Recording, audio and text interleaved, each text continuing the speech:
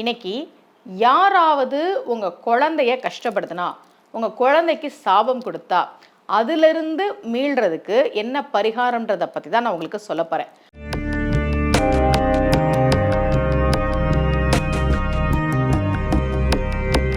ரகசிய உண்மைகள் சேனலை பார்த்து கொண்டிருக்கும் உங்கள் அனைவருக்கும் சுமதி ஸ்ரீயின் அன்பு வணக்கம். இந்த பகுதியில் நம்ம நிறைய பரிகார முறைகள், பரிகார தலங்கள், ஆன்மீக கேள்வி பதில்கள், ஆன்மீக சந்தேகங்கள், என்ன பிரச்சனைக்கு என்ன மாதிரி வழிபாடு பண்ணணும்னு தொடர்ந்து பார்த்துக்கிட்டு இருக்கோம். பொதுவாக பெரியவர்களுக்குள்ள சண்டை வந்தால் ரொம்ப சின்ன பிள்ளைத்தனமாக அவங்க குழந்தைங்கள திட்டுவாங்க. கவனிச்சிருக்கிறீங்களா?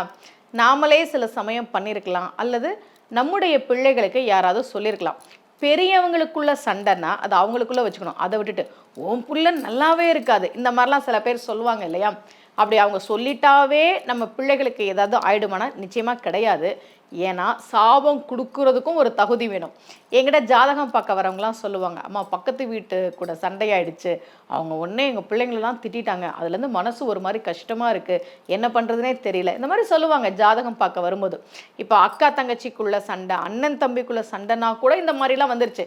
நம்ம அண்ணன் பையன், நம்ம தங்கச்சி பொண்ணு, அந்த எண்ணெல்லாம் போய் உன் புள்ள நல்லா இருக்காது, உன் புள்ள நல்லா இருக்காது, இப்படி சாபம் கொடுக்குற அளவுக்கு மனிதர்கள்லாம் மாறிட்டாங்க. ஏன்னா இன்றைக்கி எல்லார் மனசுலையும் வன்மம் இருக்குது, எல்லார் மனசுலையும் கோபம் இருக்குது. இந்த அன்பு கருணைன்றலாம் ரொம்பவே குறைஞ்சிருச்சு இல்லையா இந்த காலகட்டத்தில். ஒருவேளை அப்படி யாராவது நம்முடைய பிள்ளைகளுக்கு ஏதாவது ஒரு சாபம் கொடுக்குறாங்க, வார்த்தையால் காயப்படுத்துகிறாங்கன்னா அது நமக்கு கண்டிப்பாக மனசுக்கு கஷ்டமாக தான் இருக்கும். அந்த சமயத்தில் இந்த பாசுரத்தை நீங்கள் சொல்லுங்கள். இந்த பாசுரத்தில் ஆழ்வார் எப்படி முடிக்கிறார் தெரியுமா? என் பிள்ளைகளுக்கு அவங்க சொன்னது செஞ்சது எல்லாம் அவங்களுக்கே போகட்டும் அப்படின்னு ஆழ்வார் பாடுறார். இந்த பாடலை நீங்கள் நம்பிக்கையோடு சொல்லுங்கள்.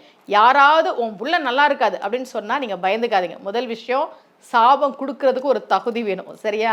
அவங்க பெரியவங்க சண்டையில் குழந்தைய திட்டுறாங்க அப்படின்னாவே அவங்க சொன்னால் அது முதல்ல பழிக்க போகிறது கிடையாது.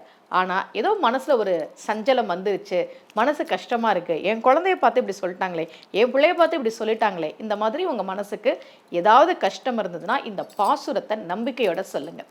பன்றியும் ஆமையும் மீனமும் ஆகிய பார்க்கடல் வண்ணா, உன்மேல் கன்றின் உருவாகி மேய புலத்தே வந்த கள்ள அசுரர் தம்மை சென்று பிடித்து சிறு கைகளாலே விலங்காய் எரிந்தாய் போலும் என்றும் என் பிள்ளைக்கு தீமைகள் செய்வார்கள், அங்ஙனம் ஆவார்களே. பாசுரம் எப்படி முடியுது பார்த்தீங்களா? என்னைக்கும் எப்பவும் என் பிள்ளைக்கு தீமைகள் செய்வார்கள். என் குழந்தைய அள வச்சவங்க, என் குழந்தைய கஷ்டப்படுத்தினவங்க, என் குழந்தைய திட்டினவங்க, என் குழந்தைக்கு சாபம் கொடுத்தவங்க, பெரியவங்க சண்டையில் உன் புள்ள நல்லா இருக்காதுன்னு என் குழந்தைய பார்த்து சொன்னவங்க, இவங்கெல்லாம் என்றும் என் பிள்ளைக்கு தீமைகள் செய்வார்கள், அங்ஙனம் ஆவார்கள். அவங்க என்ன சொன்னாங்களோ, என் பிள்ளைக்கு அவங்க என்ன சொன்னாங்களோ அது அவங்களுக்கே போகட்டும் என்று ஆழ்வார் பாடிய இந்த பாசுரத்தை நம்பிக்கையோடு பாராயணம் செய்யுங்கள். பயந்துக்காதீங்க. ஏன்னா எங்கிட்ட ஜாதகம் பார்க்க வரும்போது ரொம்ப வருத்தப்பட்டு சொல்லுவாங்க, குழந்தைய போய் இப்படி சொல்லிட்டாங்கம்மா, சின்ன குழந்தைய போய் இப்படி சொல்லிட்டாங்க, மனசு கஷ்டமாக இருக்கு, நான் தூங்கவே இல்லை, இந்த மாதிரிலாம் சொல்லுவாங்க. அதனால் அதை நினச்சி நீங்கள் பயப்பட தேவையில்லை. இந்த பாசுரத்தை நம்பிக்கையோடு சொல்லுங்கள். மீண்டும் சந்திக்கலாம். அனைவருக்கும் அன்புடன் சுமதி ஸ்ரீ.